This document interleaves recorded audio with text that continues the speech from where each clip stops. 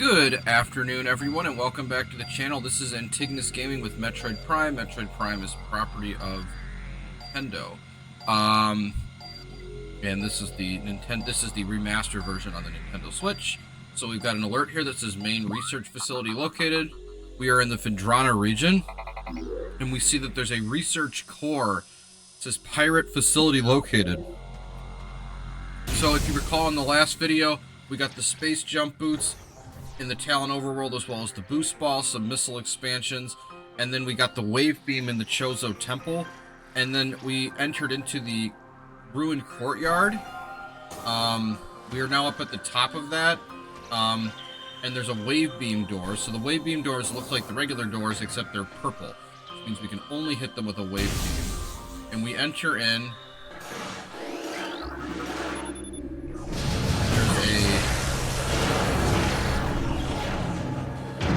Space pirate comes up to us. Shadow pirate. Pirate forces trained and equipped for stealth operations. The select group of space pirates have access to sophisticated cloaking technology. So there's like a picture of its head zoomed in. It's got some kind of like a helmet with like one eye thing on it. You can see its mouth. They use the same weapons as the standard pirates, but their armor looks different. It's like bluish. This gear drains high levels of power, however, forcing them to rely solely on melee weapons in battle, using enhanced detection gear when facing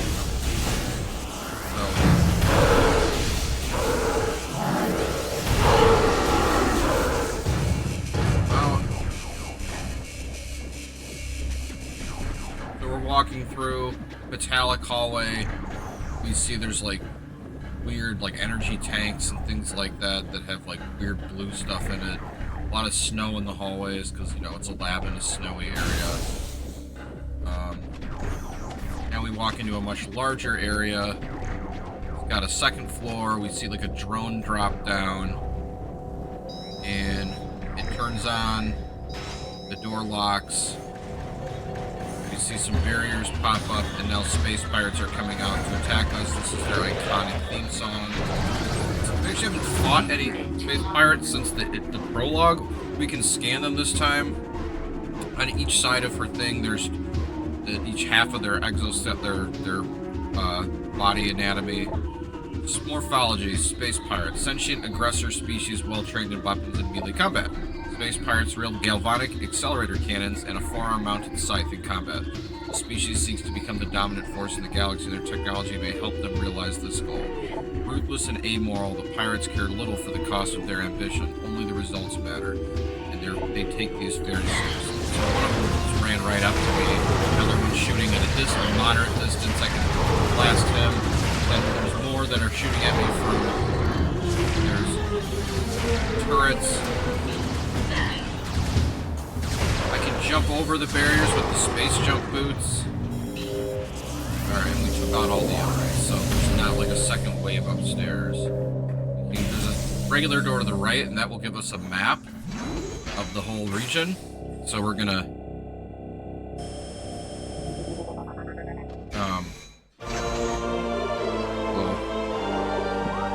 we'll take that. And I'm gonna check my logbook real quick just to make sure that I scan the map station way back at the beginning.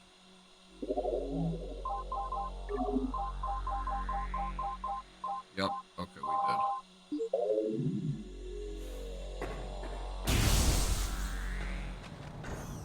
So, we're walking up,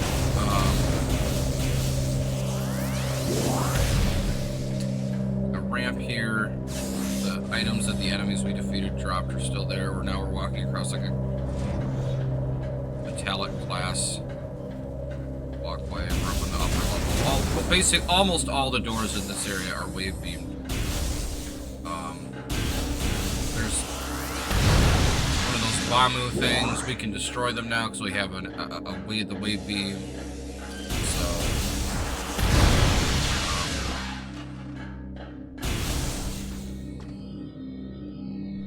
we walk in, and there's like a force field, but we can turn it off by scanning a thing. It says access to research lab Hydra granted.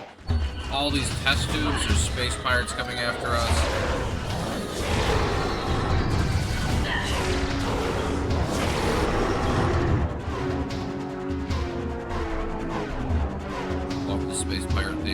lot of pirate lore to scan. Recording to logbook. So having the pirate theme going in the background at the same time is great. The new pirate data has been downloaded to your logbook. Space pirate data, encrypted data decoded. Log 103448. We have codified the newfound energy source as Phazon, spelled with a PH, by the way, a V-index mutagen, which we have very little reliable data. Indications point to a meteor of unknown origin expelling Phazon into the environment. This material appears to possess the power to mutate organic life sufficiently to withstand its poison. These mutagens appear promising, with abrupt evolutionary leaps appearing in single-generation reproduction. Plans to establish a full team on Talon 4 are being finalized. Another one right next to it. These are all on computers. More pirate data. Space pirate decoded log 10587.7. Mining operations have begun near the crater where Phazon appears to be most concentrated. Daily Phazon yields have increased 44%, and our mining system becomes more streamlined as personnel and equipment flows increase. Several incidents of Phazon-induced madness have been reported, prompting augmented life support regulations in the deeper chambers. Symptoms include loss of equilibrium, erratic respiration, muscle spasms, and in the most extreme cases, hallucinations. A timeline reassessment for the refinery operation is recommended as the material is more unstable than the initial analysis indicated. Recording to logbook. Space pirate data encrypted, log 10712.1. Most terraforming and retrofitting of security checkpoints on Talon 4 is complete, but we continue to research the alarming epidemic of breaches by local creatures. Door records show no unauthorized entries, so we must presume the creatures are either slipping in undetected during daily personnel moves, or else finding their way in through subterranean tunnels. We have found many small breaches of the latter sort and plug them whenever we can. It's unlikely we'll ever achieve full extermination in our current time. Well, we can scan other things too, so they're telling things like Phazon infusion within the central energy core of genome 5A is 70% saturation. So just like little things like of like what they're actively doing here. 5A is undergoing relocation to Lab Hydra. Subjects transfer ordered as a pronounced increase of aberrant behavior. So let's see, there's another computer terminal here, and I think there's one more pirate data we can scan. Recording to logbook. These pirate data encrypted, log 10515.8. Our initial tests exposing Talon 4's indigenous parasites to Phazon appeared successful. Increases in strength, size, and aggressiveness are common in all test subjects, as well as unforeseen evolutions like additional poison sacs within the abdomen and the appearance of a second ring of mandibles in several subjects. These creatures were chosen because of their resilience, and it appears possible that given enough exposure to Phazon, they may one day be able to survive on any planet we transport them to. Our methods will have to be refined. We currently have 100% extinction rate after the fourth infusion period, and most survivors of the third stage are so violent and uncontrollable they have to be euthanized. Even still, we remain hopeful that we will further experimentation. I mean, like, when you read that, what they're saying is that basically every single, when they give Phazon to these parasites, by the time they've had 3 doses of it, they're so violent and crazy that even the space pirates can't control them, and by the 4th time, nothing survives. So, I mean, it just shows you, like, how depraved they are that they're continuing to experiment with something that's, like, clearly really, really awful. This is interesting. One of the pirates was trapped behind a box.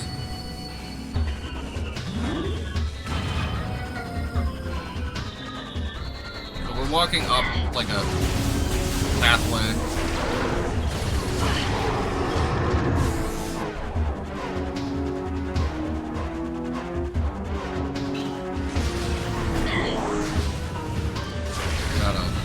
Here.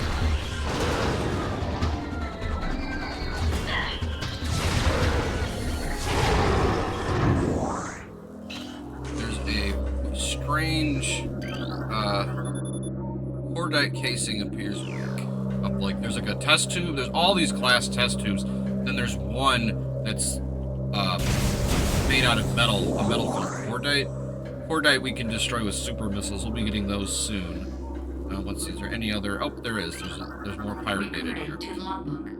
We got more computers up here on the upper level. New pirate data tree has been loaded on your logbook. Space pirate data encrypted. Log 106642. The research outpost Glacier 1 in the Phendrana region of Talon Force Mountain is operating at 85% capacity. Sub-zero temperatures have made the Metroids sluggish and easy to control, even those well into Phazon infusion cycles. Cold containment stasis tanks are sufficient for the juveniles, but some of the larger Metroids have been moved to quarantined caves for safety purposes. Security doors remain an issue as malfunctions due to ice occur every day. Large predators in the wastes are also a concern as they continue to kill personnel and breach secure areas. Unfortunately, it has become clear that our containment teams cannot neutralize all of them without a vast increase. So, I mean, like, and they're just, like, gonna keep bringing people because the space pirates don't really care about the rank and file, their rank and files. They care more about conquering stuff. They don't care who gets hurt or however many of their own troops they have to throw away to do it. If you know the backstory of Metroid, Samus is a human who was rescued by some Chozo, because even though the Chozo on this planet are dead, their civilization went extinct in various phases. Okay, now we're in the observatory, which is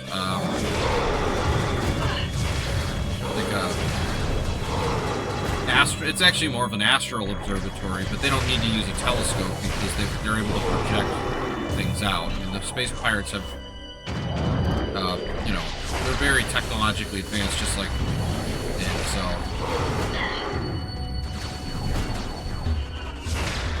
Where are you at? The one that's shooting at me, and I don't know where he is. Okay, he's right behind me. Alright, and that turns on this big device, or it turns on a scanner thing in the back where there's like a big screen, though the screen doesn't do anything. I got more pirate data to read too. Space pirate encrypted data decoded. Log 102992. Scans of the spiral sector detected a massive energy spike emanating from a Wanderer class planet identified as Talon 4. Scout reconnaissance was immediately dispatched to the center of the spike. A landmass at heading mark 482, heading returned with planetary samples and atmospheric imaging. Analysis shows energy sources to be an unstable radioactive material of enormous potential. We are unable to form an accurate risk assessment at this time, but we are unlikely to find an energy source this powerful again. Analysis will continue, but currently Talon 4 appears to be a viable secondary headquarters. Recorded to logbook. New pirate data entry has been downloaded to your logbook. Log 104017. Phazon mining is underway. Several garrisons have been established, and terraforming of the Chozo ruins is underway. Security systems are operational, and the science team continues to make progress in their biotech research. The Phendrana drifts have proven to be an optimal location for research headquarters. Soon it will be joined by a fully operational combat base in Starport. If Command's predictions are half true, we shall rise to dominance in this sector within a decacycle. Truly, these are glorious. Holographic sequencing.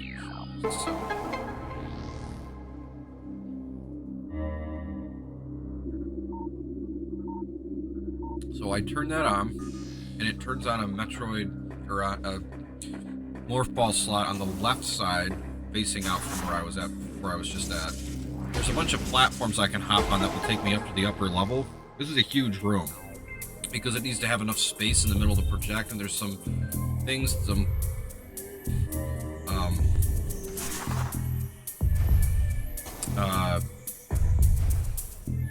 there's like pistons that start moving that are clearly powering this device in the middle. There's this huge projector device in the middle that I'm going to have to use multiple morph ball things to turn on.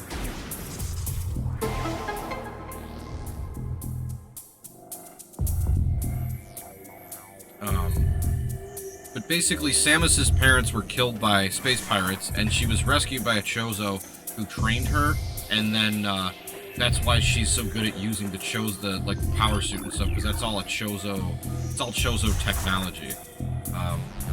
And because the Chozo were the most advanced civilization in this universe, the fact that she is the inheritor of their technological legacy,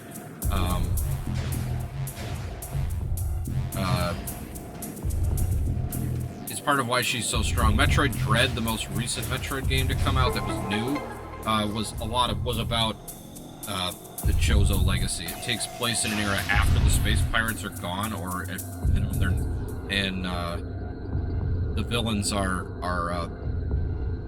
the plot is about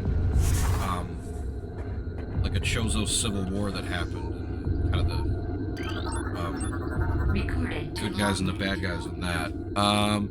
A new research entry has been downloaded to your logbook. Planet Zebus, mass 4.8 trillion teratons. So Zebus is where like a lot of the original Samus games took place. Planet's crust is primary earthic ore, making it ideal for subterranean construction. The Class 29 planet Zebus is inhospitable to most bioforms. The world was considered unremarkable until it became a base for space pirate forces. The other one we can scan that is research.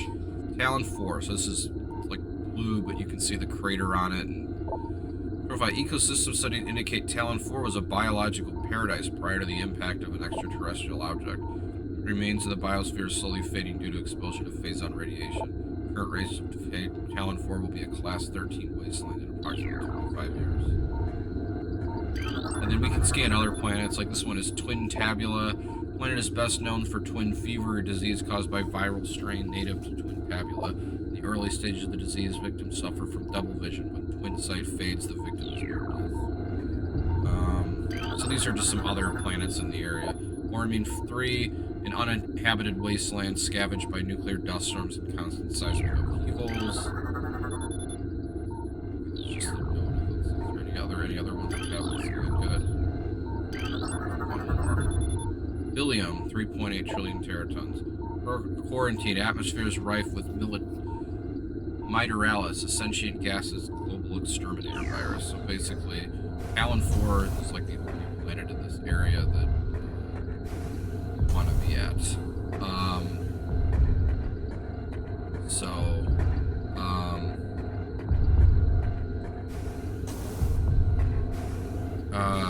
Yeah. So now we're gonna hop up these platforms. And the topic I kind of wanted to talk about today was like voice acting. I think voice acting has been great for gaming. But it definitely took a while. I mean, I remember playing like. Okay, now we're up at the top. We got the super missile, but I'm not gonna grab that just yet. I'm gonna take a save station first. I think voice acting has been really great for creating accessibility in gaming because, I mean, if you can't see, the ability to read things is great. I do think there's some downsides to it, but I don't think they outweigh the upsides. I think that, for people who are sighted, I think not having voice acting can be a good thing. If you're playing a story-based game like this, or a game like this. Super missile acquired. This powerful attack uses 5 missiles. Use the power beam. So basically, we charge up the power beam, and then we shoot, and we hit the missile command. Then it'll shoot it up to charge that missile. I think a game like this or certain things can be useful because I think gaming can be useful as a tool for encouraging people to practice their reading, which is I think not something that people really traditionally look at. But I mean, the only way to get good at reading, okay, we've got an elevator up to the top control tower at the top of the base, is to actually read. But I think that the accessibility features with voice acting, I think it has improved the stories and made them on par with movies and other things, and TV outweighs that. I mean, I think definitely. And so now we got ambushed by pirates on the ceiling. I mean, we're in their lab, so it's great. There's all these boxes. It's like a narrow rectangular area.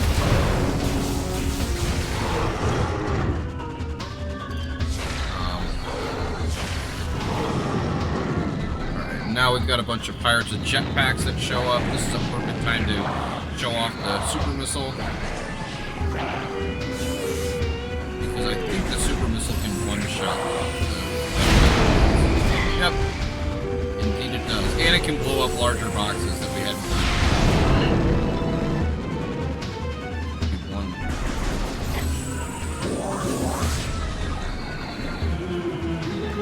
Okay, here we are. Oh, actually, there's 2. One showed up after I took it. Wow.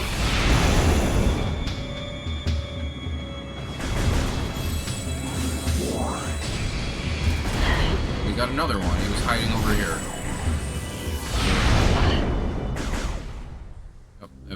unlocks the doors, but they're wave beam doors, so we gotta switch back to the wave beam.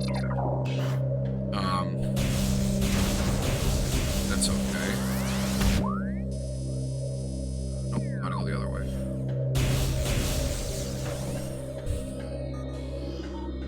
So we gotta turn on the elevator down to Research Lab Aether. Yeah, so I think voice acting's been really great for gaming. I think it's added a level of accessibility. I think, both in terms of playing, but also, like, I really wouldn't be able to do this type of content nearly as well without voice acting. Like a game like Final Fantasy VII Rebirth is a perfect example. There is so much dialogue in that game that without having the assist of the voice actors reading most of it, and me mostly going through menus, describing environments, body language, etc. Alright, so she walks into the lab, and now she's on the upper level coming in this time, because we're coming down from the control tower, and she sees a Metroid in a tank.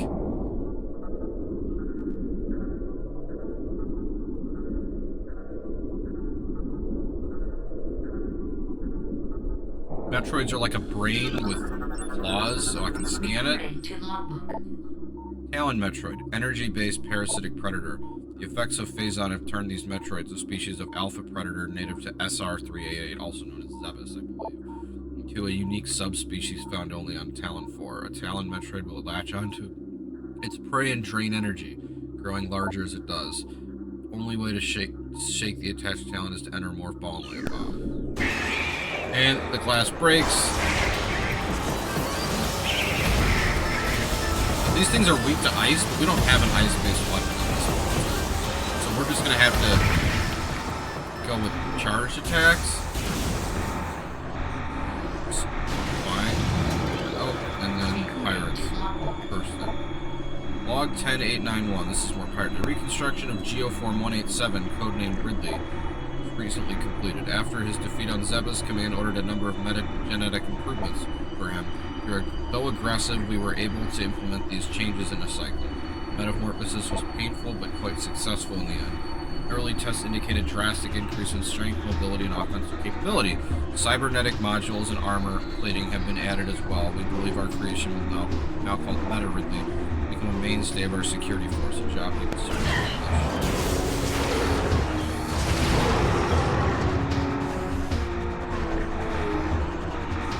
Now we're going down.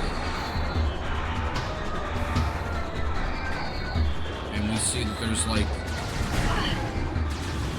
weird stuff in a test tube. They're not Metroids, it's like body parts of some failed experiment.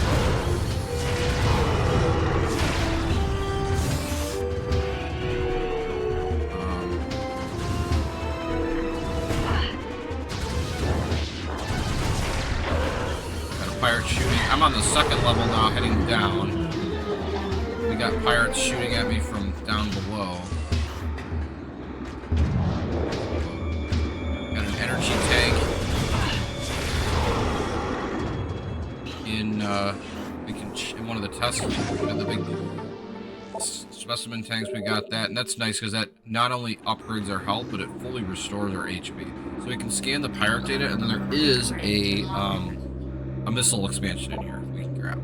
Spires pirate data encrypted detected. Log 11556. Studies of Metroid biology continue, though with limited progress. It seems likely that we will be much more successful than using Metroids for our means rather than trying to reproduce their powers. If they could be adequately tamed, we would have no need of a proper understanding of their metabolism. A small force of disciplined Metroids could wipe out entire armies. But once we find a way to shield them from cold containment weapons, they'll be invincible. Furthermore, if we could then harvest the energy they consume, we would have a near limitless supply of power at our disposal. I mean, these guys are just evil to the core, right? Space pirates. Log 11427. Metroid's dissection continues to provide more questions than answers. Our research teams have isolated energy conduits that have run from the invasive twin mandibles to the energy core in the creature's quadripartite nucleus, but the manner in which Metroids actually extract life force from its prey remain an utter mystery. The victim does not lose blood or any other vital fluids, and yet the Metroid extracts energy. Identifying this energy is our central problem. It takes no physical form, and yet without it, the victim dies. We will continue to research this matter as the isolation of this life-giving essence can be the key to our story. I mean, and there's a perfect example of why having some non-voice stuff is actually good for people who are able to see it, because as much as I support all accessibility, I mean, as someone who has some vision problems but is able to see, reading stuff like that was actually probably more important and more helpful for me than, like, the books I was assigned in school. And it was because I was playing these games all the time when I was not at school. And so, so I'm on, like, a really narrow pathway up in the air that goes across the ceiling towards a missile expansion. I have to go really slowly, my morph ball. And seeing words like quadripartite and stuff, what I would do, because I didn't have a huge vocabulary at the time, is I would go and look those words up, and I would learn a new word. And I fell off very close to the item, and I would find that I would learn sometimes more words from playing certain games than I would from the vocab units that I was doing in my classes. And so I think that's why there's value, but I think that for accessibility purposes, I really think having voice acting in a long narrative game like Rebirth is important, because number one, it's exhausting reading that much. And number two, it allows me to do something like this, where I can play it, and you can hear Cloud, and you can hear Tifa, and Sephiroth, and Aerith, and Barret, and all that. And you know, voice acting in games has become like a real, you know, like a decent career. I mean, if any of you are Elder Scrolls fans, Oblivion, which is kind of one of the, you know, one of the modern. Oh, we got an ice beetle here. That's the new enemy. It's just a basically ice beetle burrowing insect with ice reinforced carapace.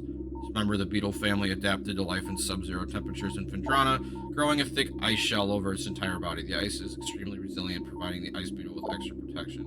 I mean, basically just a beetle with some ice on it, a little bit more health, and more attack power.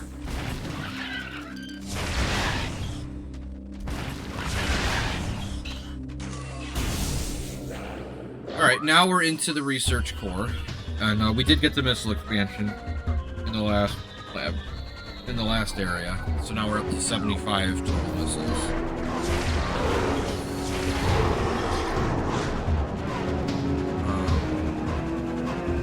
Yeah, regular pirates, and we've got these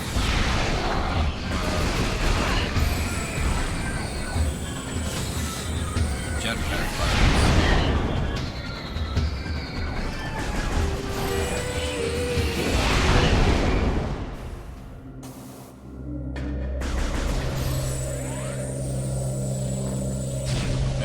Huge device in the bottom that we're gonna have to scan computers to turn off. It's got 3 force fields.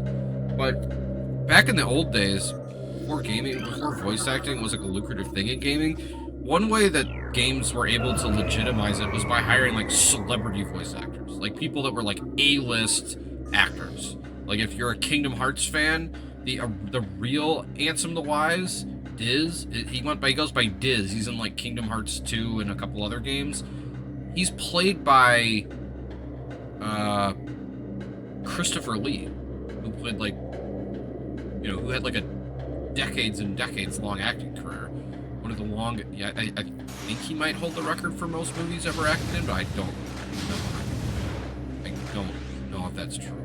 He's up there though. I mean, he, you know, famously Saruman in Lord of the Rings. He's Count Dooku in the Star Wars prequels.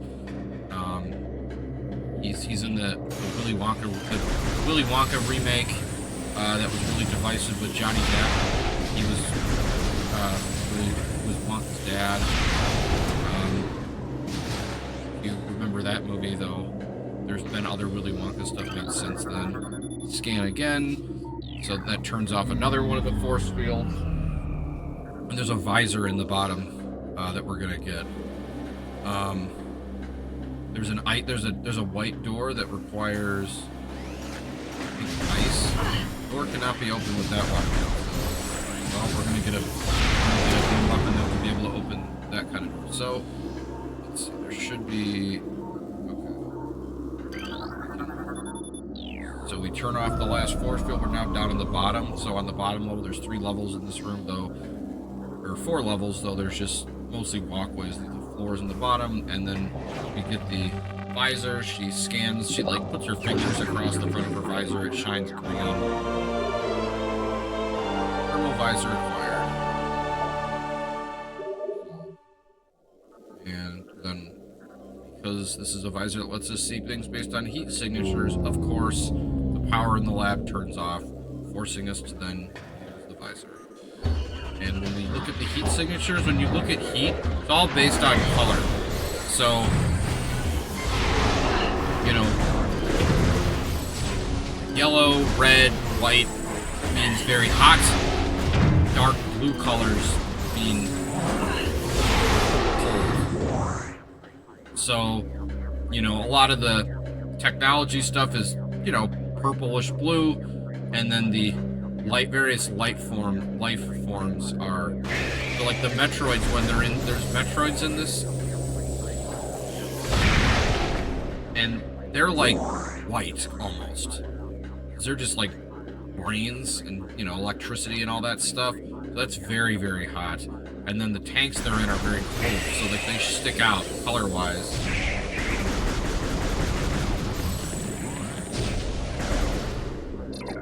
The wave beam is a little bit brighter than the power beam. Oh. And they...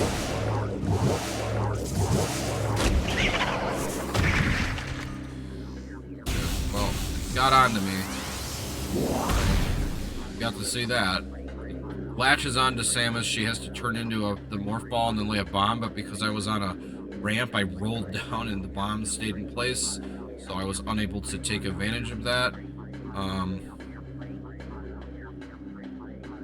So there's another Metroid here.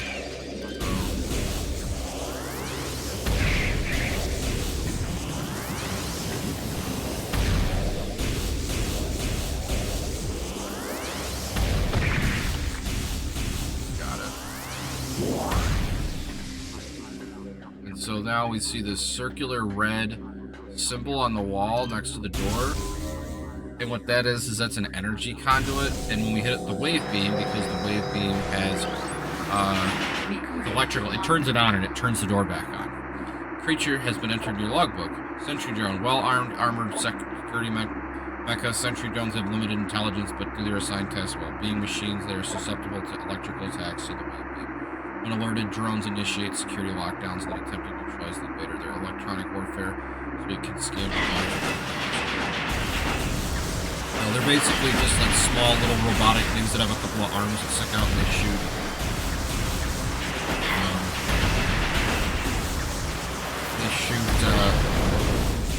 So, and then once you defeat them, the doors unlock again.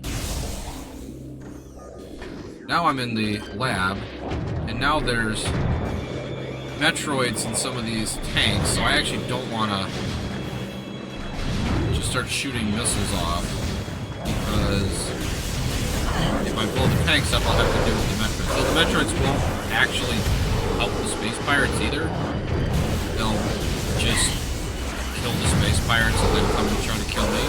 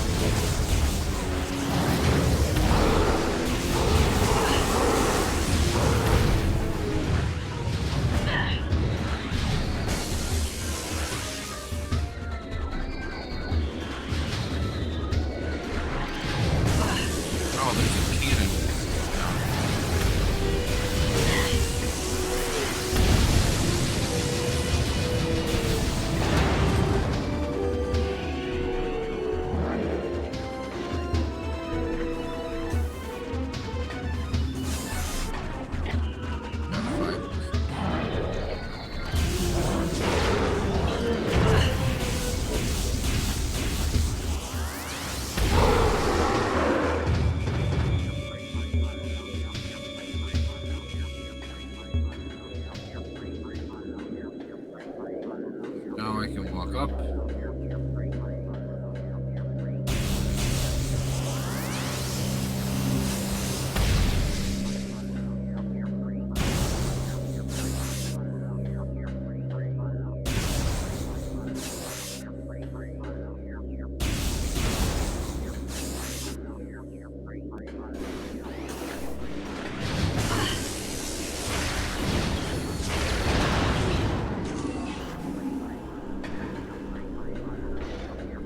Head on out of the lab.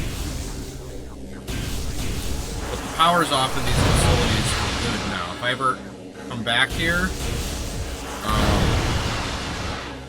I'll have to use the thermal visor to access to get through here. Obviously, that's not the case for the tower because I'm outside. But,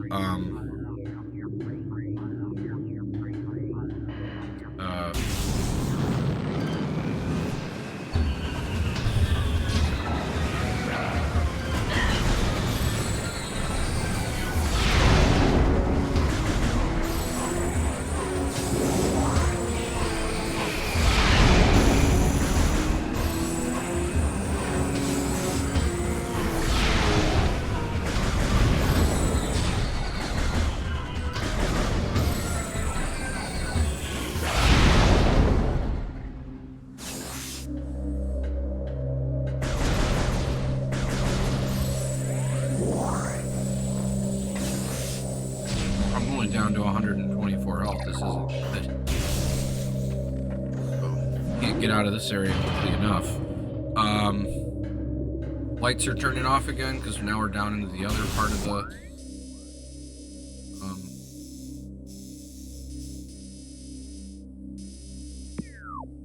but fortunately there's a save point nearby. So once we hop across, so we're back in the observatory where we took pictures of all the planets with the planet projectors, and there's a save point here, and that will restore our health. Yeah, I guess I haven't really talked as much about the other stuff because I've been describing a lot in the game because this is a really, really important area to describe.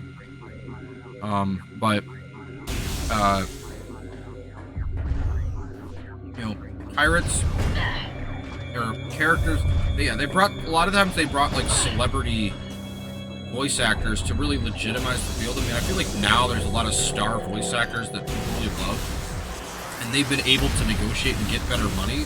But I mean, like, if you hear some of the stories about some of the ways VAs were treated like 20 plus years ago, like around the time this game was made,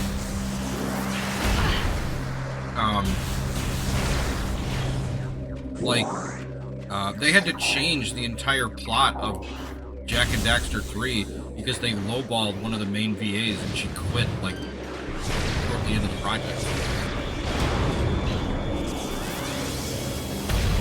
So if you've ever heard of that franchise, the first two games are really good. The third game has great gameplay, but the story's a mess because they rushed the game and some of the voice actors quit in the middle of the production, including the one for the main female character.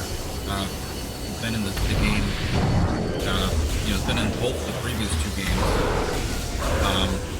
Played a pretty significant role in both.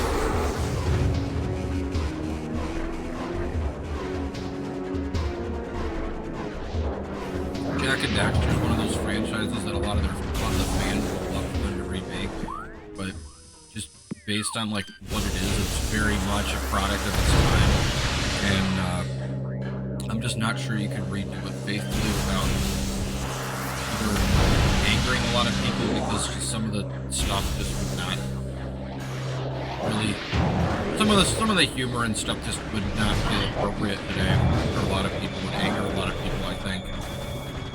So we're back at the entrance to the research area. Now we can get out of here. Or if you do change it, a game loses what made it what it was.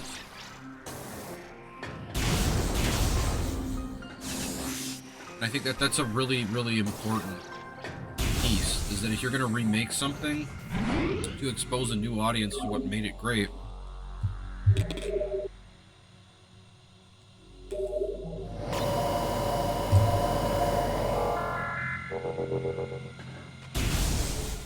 You want it to maintain the charm and the feel of what made it great in the first place. And that's what makes remakes so difficult to pull off, and why and also that could be part of why sometimes they're hard to market. Is that so we're looking at a door that has no power, and we see there's a power conduit, but in the way of the power conduit there's like a Chozo statue, so we're gonna have to blow that up.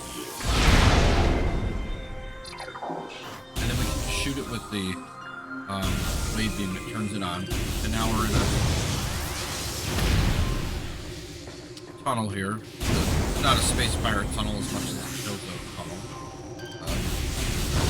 Stone, Chozo ruins kind of stuff, and then the ice, of course. Now we're in a Morph Ball area, so we have to roll through here. This is the North Quarantine Tunnel access.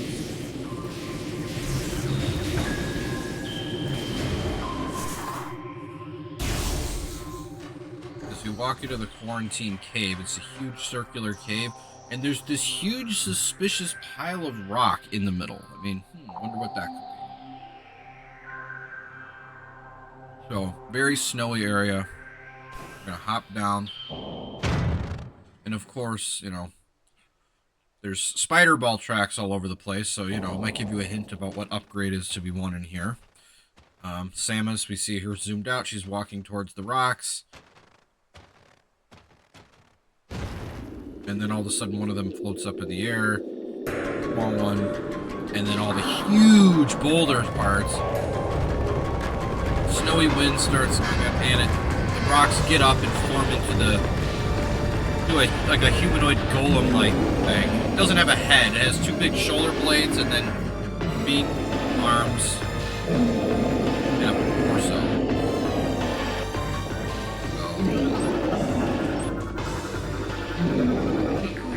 New creature has been added to your logbook. Morphology, Thardus, an animated sentient creature of stone charged with Phazon radiation. The Phazon radiation gives off by Thardus negates auto-targeting systems, preventing lockout. It may be possible to acquire alternate targets with a different visor. That's a hint. We just got a different visor. The chaotic nature of Phazon irradiation leads to instability and structural integrity. Thardus can encase targets in ice, and colossal size and strength makes it formidable. Okay, so we gotta go to the other visor. What we have here is that different parts of its body light up red, right? And the rest of it is blue, and that's the current exposed point. And then when we break the rock off, we see the Phazon rock, which is like blue. And once we expose the Phazon, though, it becomes so, the Thardus becomes so, radiates so much heat, it overwhelms the thermal visor. So we have to switch back and forth between the thermal visor to expose the weak points, and then the combat visor to destroy them. So we just destroyed one of his knees. Now we've got one of his elbows. Super missile is really effective because one super missile is enough to expose the weak point.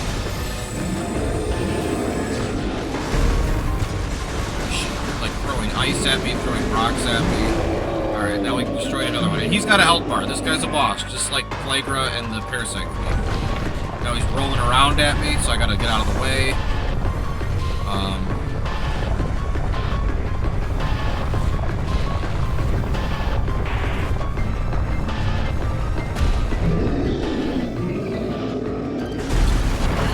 And if it gets with ice, I have to shatter the ice.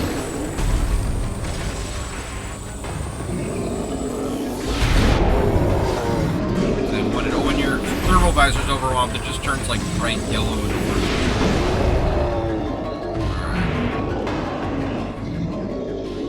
Alright, now I've destroyed both of his elbows and his left knee, and now he's like raging across the cave, and he summons a thunderstorm.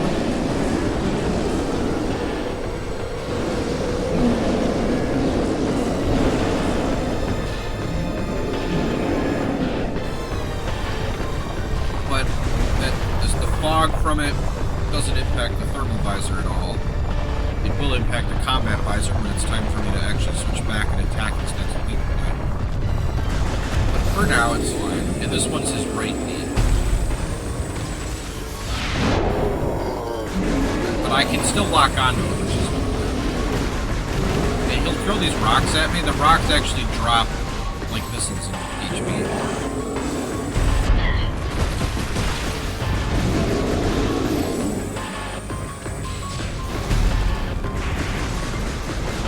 Using the power beam. Destroyed his right knee, so now we gotta go after his shoulders. He's got in his shoulders, because he doesn't have a head, his shoulders stick out almost like the two heads. There's no head. It's just like a torso with arms and legs, and then these two big rocks sticking out of the top.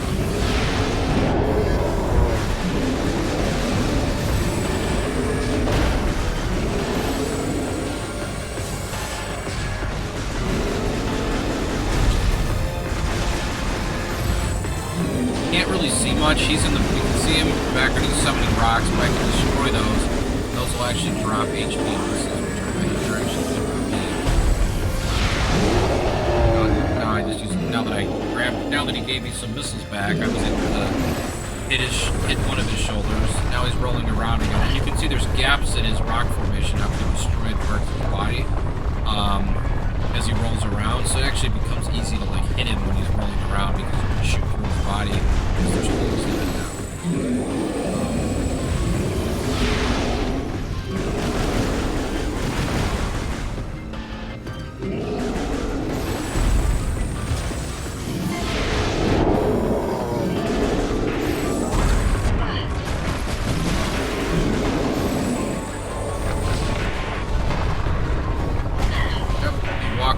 He hit us, but we're doing fine on HP. We haven't taken that many hits. I've never found him to be that hard. I thought Flager was harder when I was a kid.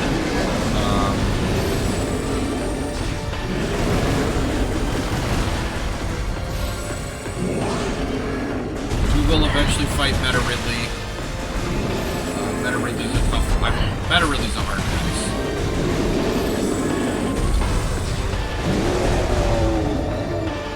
Destroyed both shoulders, and now he's banging his fists on the ground.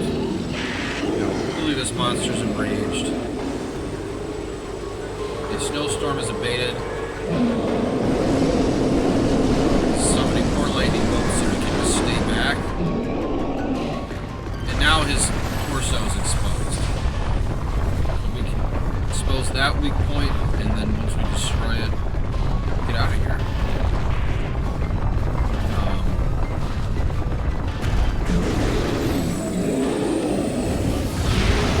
Yeah, they were using celebrities to voice act. It was pretty cool, but I mean, now that, like, you know, a voice actor that I'm familiar with from Fire Emblem is Joe Zija. He's very popular. He played Claude Von Regan, but he's played a bunch of other stuff. He's like a former, I can't remember if he's like a Marine or something, but, like, he's been really active in the community and,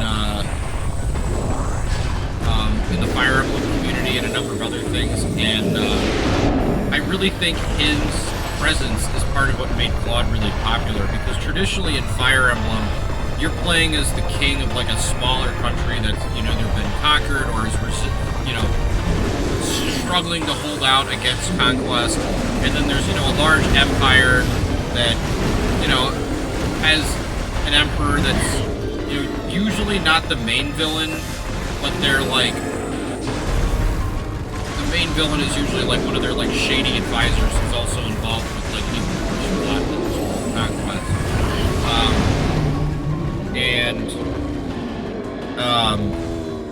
Alright, we took out his chest, and a lot of his body's gone, and he collapses, and Samus runs away, out of range, and then one little piece of his body doinks off of her helmet. You hear that there. And we've got the spider ball upgrade. But I think the voice acting, in addition to the accessibility, it's just added a dimension to storytelling that makes games feel like movies and cartoons and such, in a way that they didn't 20 years ago or 30 years ago. I mean, I remember, I think Star Fox 64 was the first video game I played that had any voice acting, and I thought that was so cool. When Fox would talk, or Falco or any of them. And some of the voice lines from that game have become like memes in amongst older gamers because I think mostly because it was some of the first we remember. Press and hold ZL when you're in Morph Ball. So now her Morph Ball mode looks different. It's like she's got like indents on both sides that are shiny and green, and then there's also like more like shiny green like lines on the outside. So her Morph Ball has visibly changed.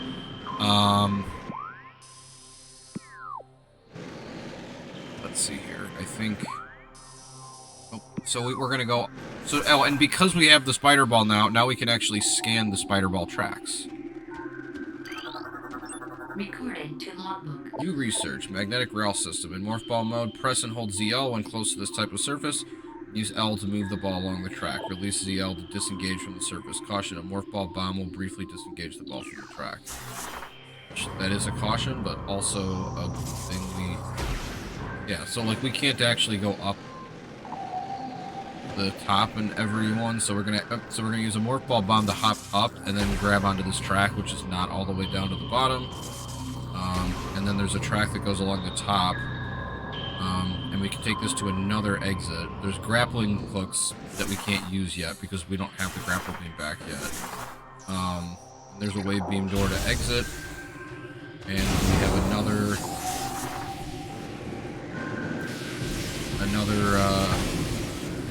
Morph Ball tunnel with some bombers dropping bombs at us at points when it comes unexploded. And then we have another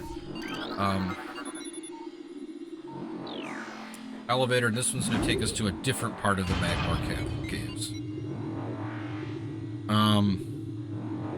But yeah, no, voice acting was like a brand new thing. I remember Final Fantasy X was another game that famously, like, one of the big advertising points for Final Fantasy X was that it was the first Final Fantasy game that had voice actors.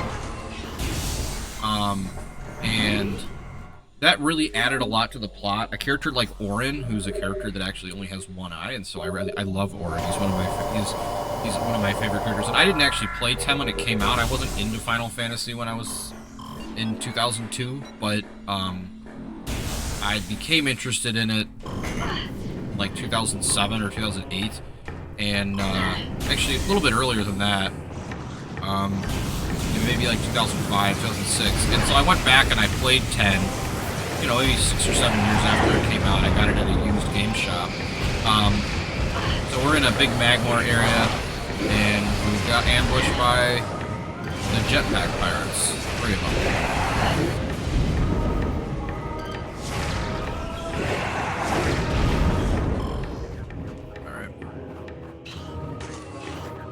If I'm correct, there is a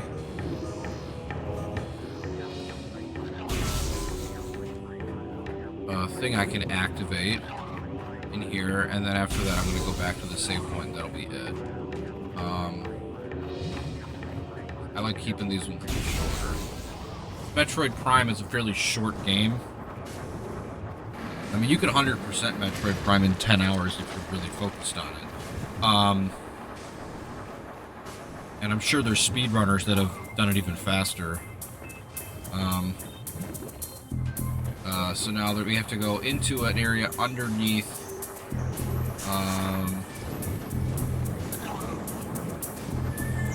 and there's some of those weird, like, lizard things that will grab you, and then we roll under, and then we turn on. It takes us to a small room, and we scan that, and it drains out some lava that is in this area that's underneath the grate. So now we can roll through that tunnel. So we're in, and you hear the timer. We have to avoid the enemies here to get in there. We did. And then we can scan this one, which there were 3 passageways. One of them dries up when you activate this whole thing, and then then that takes you to the thing that opens up the second one, which then takes you to the thing that opens up the third one.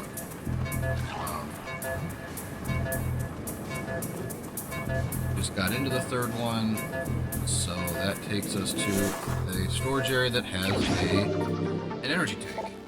So that increases our energy by another 100. And we can now get out of this little area. We dodge the enemies completely. This is known as the Magmor Workstation. There's an ice beam door. We can't use that yet. We're going to go back to the save point next to the elevator we came down on. But I really think voice acting is good for gaming.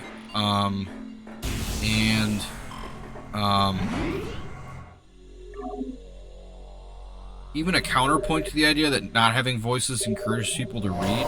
For people who struggle to read the words and like need practice hearing the sounds, hearing a professional voice actor who is coached to speak in a certain way and pronounce things correctly can actually help them learn that, because they're reading the text along the screen while they hear the voice acting. I think it's a good thing as long as the text is still present for the gamer to also read along with the actor.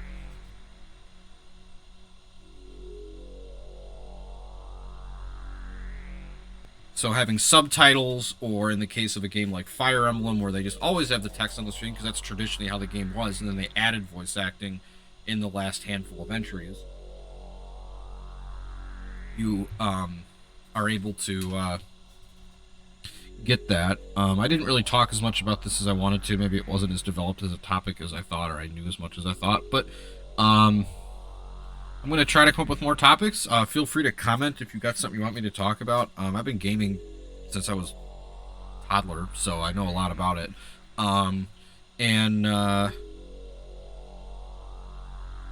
We'll be back with more Metroid Prime and more game discussion in the future. And then after Metroid Prime, of course, we'll move on to some other games. So, you know, as Switch 2 gets closer and we have more relevant stuff to talk about with that, I'll probably switch more towards like actually just like covering gaming news through these chats, like I did the last couple videos. But I feel like, you know, going the 4th consecutive video where I just talk about like what is Nintendo gonna do in 6 weeks or 7 weeks when they do their June presentation, that kind of shows off the majority of what their, you know, what the first like actual large wave of first party content is after this initial wave of the basketball game that comes out I think in August or July, and then Donkey Kong, and then of course Mario Kart.